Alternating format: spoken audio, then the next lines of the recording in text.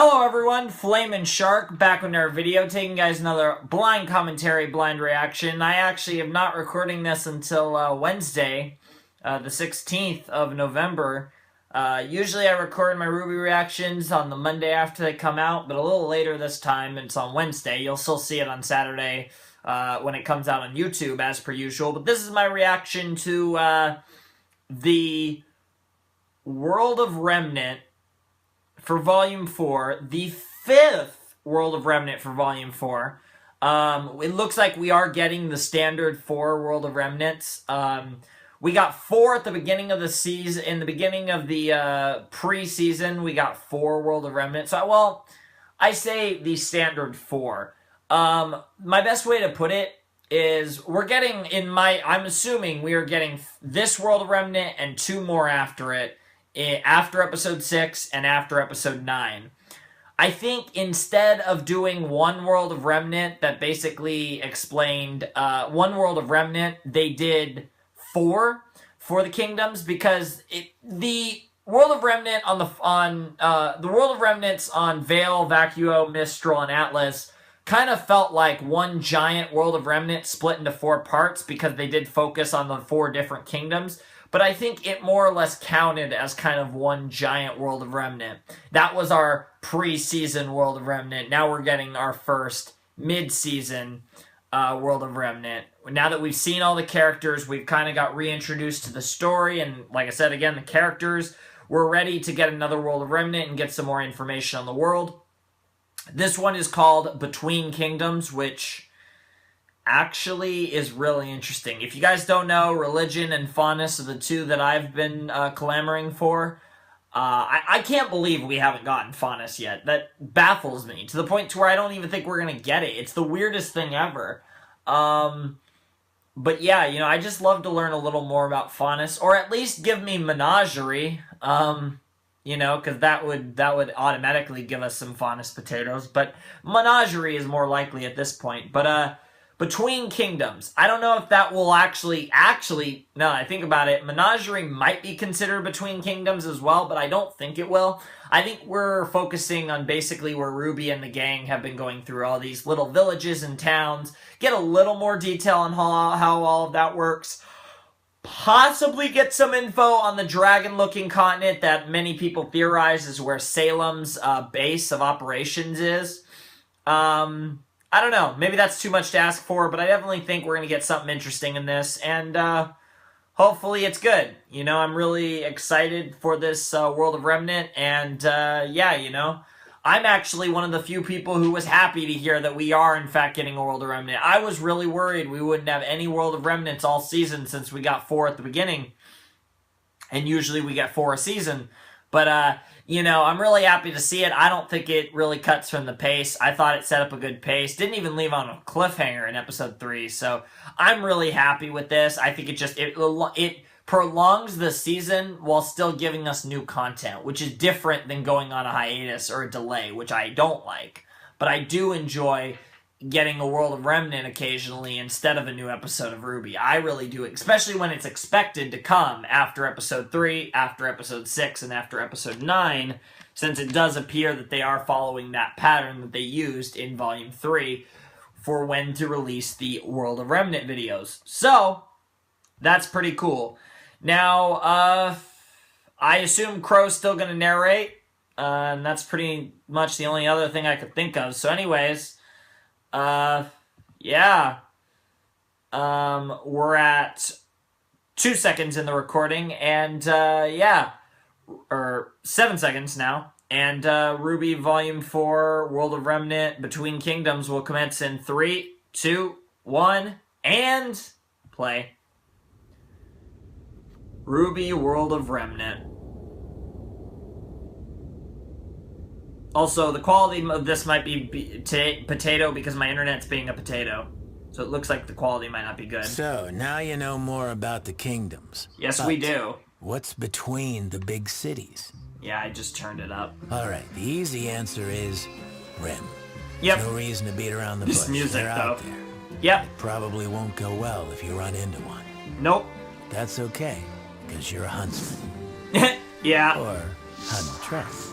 There you go. And you've trained at one of the major academies, so you're probably fine. Just don't get yourself overrun by a pack of them. Yeah. Don't get overrun by a After a long day pack. of killing Grimm and saving the world, you're going to probably want to stop at a small town inn. Yep.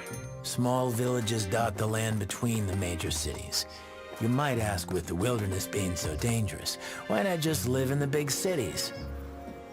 Well, that life isn't meant for everyone. True. These That really is small true. towns are founded by people that have a problem with the kingdoms, or don't want to deal with the kingdom's problems, or maybe just enjoy the simpler life and would rather take their chances in the wild than in a kingdom. Fair enough. It goes about as well as you'd think. Yeah, that's the problem. If the founders are smart, then there's a good chance these Also, the towns can shifting survive for the qualities, same potato. reason the kingdoms continue to. Natural barriers, strong Yep. defenses, and stubborn citizens. Yep. If you don't That's- have at least a few of those, then You're the screwed. chances of a town lasting more than a year isn't great. Yeah. Unfortunately, it's not just the Grimm running around ruining towns. Oh. Wandering bandits are another threat. Oh, These bandits! groups of usually fairly skilled fighters travel the lands. Never You guys settling know what I said about the Ren and Nora theory, and it's lagging. I was afraid of this. They often prey on convoys, sending goods between kingdoms. That's not all. These raiders will often wait for a town to be at its weakest, maybe after And then a- kill the parents of two of our favorite characters, and it's lagging again because it's a potato. Grimm attack, or while its fighters are out hunting, before Sorry, finally guys. moving in at night and striking. Bunch of jerks. They are. The worst part is, if the Grimm hadn't attacked before, you'd better be damn sure. Yep.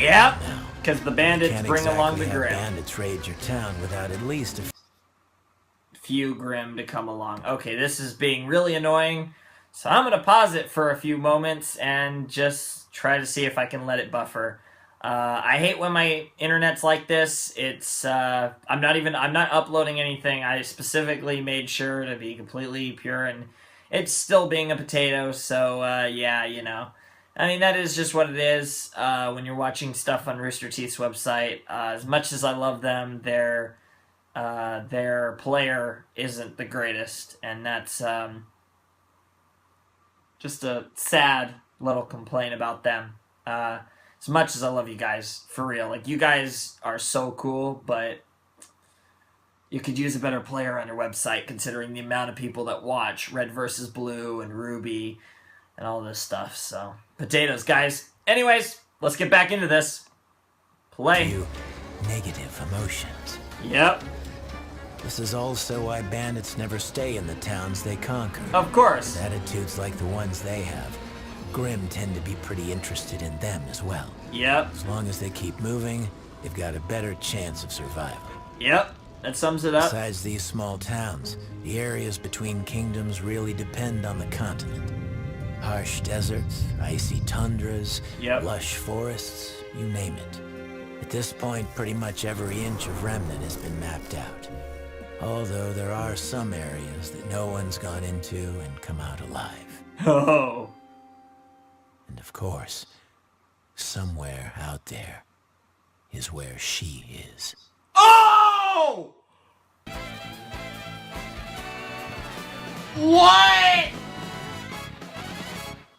I know he referenced Salem in Volume 3, Chapter 3, but damn, son!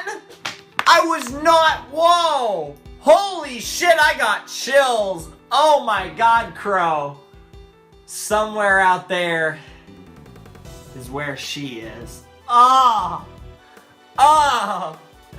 Oh, man.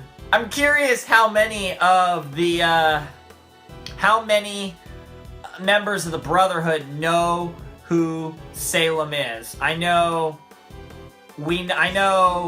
Crow and Oz know who Salem is. Do Ironwood and Glinda know who Salem is? Do the other two, do the leaders of the other two academies, the Vacuo academies, do the leaders of, does the leader of Shade Academy and Haven Academy, I think we're going to meet the Haven Academy leader this season, by the way. But do the leaders of those two academies know? Because they're also part of the Inner Circle, as was confirmed in Volume 3, Chapter 3. Oh man, that like completely hyped me up so hard. And see, cause the first time Crow referenced Salem in Volume 3, Chapter 3, we didn't know who Salem was. We didn't even know of the existence of a party beyond Cinder. I mean, it made some sense, but it really wasn't until Volume 3, Chapter 7 that it became apparent that Cinder was working for someone. And then, obviously, Volume 3, Chapter 12, that she was revealed, and then we saw her again in and then we saw her a bit more in Volume 4, Chapter 1, and Volume 4, Chapter 3, obviously. But, yeah, because the first time she was referenced, we didn't know her existence, and it was kind of hard to tell. You were, like, pretty sure he didn't mean Cinder, but I also, when he said it, the way he said it, and then when they showed the scene in Volume 3, Chapter 7, you think, oh, well, he could tell it was a woman, but he couldn't tell it was Cinder, because Cinder was using the Maiden Power to, either the Maiden Power or maybe Emerald's hallucinations to, like, hide her face, even though her eyes were glowing, so I'm pretty sure she was using Maiden Power to do that, to, like, alter her face so you couldn't make out what she looked like. But, yeah, that's crazy. I mean, Crow, you're such a potato. I love you, man. I mean, you're great. You're a great narrator for this. I literally, like, Ironwood wouldn't be a bad narrator, but he wouldn't be the same as Ozpin, Salem, and Crow. Those are, like, the three. It would be interesting to hear Jessica narrate some World of Remnants. Honestly, considering they did Ozpin, depending on what her character is doing, depending on where Cinder is in the volume, it would be really interesting to hear Cinder narrate Volume 5's World of Remnants. I'm not even joking. I honestly think right now, that's the next name on the list that comes to mind. Because Ozpin and Salem are the King and Queen Pin, respectively. And then Crow is perfect for it because of his mannerisms, the way he acts. But I think Cinder and the way she talks, she'd be really interesting to listen to for a World of Remnant as well. Especially because, again, we've had the standpoint of the villain before we knew she was a villain, and then the standpoint of two of the quote-unquote good guys, even though I argue that this is way more gray. I wouldn't necessarily consider Oz or Crow a good guy from what I've seen, but, you know, more in the middle. And to a lesser extent, the case with Salem and their group, although they are more, in fact, bad guys, but that's potato. Lots of silly sauce, and man, I can't get over the fact that Crow directly referenced Salem in this thing. Damn. Like I said, I know he's did it once before, but it doesn't have the same impact when you didn't know who Salem was. Now you know who Salem is, and he says that, it's like, fuck, man, that's crazy. Holy shit. I mean, we're all assuming, again, you know, in all likelihood, the dragon continent that doesn't have a kingdom is where Salem resides. That's what most people assume. I think it's possible it could be otherwise. I would guess Vale.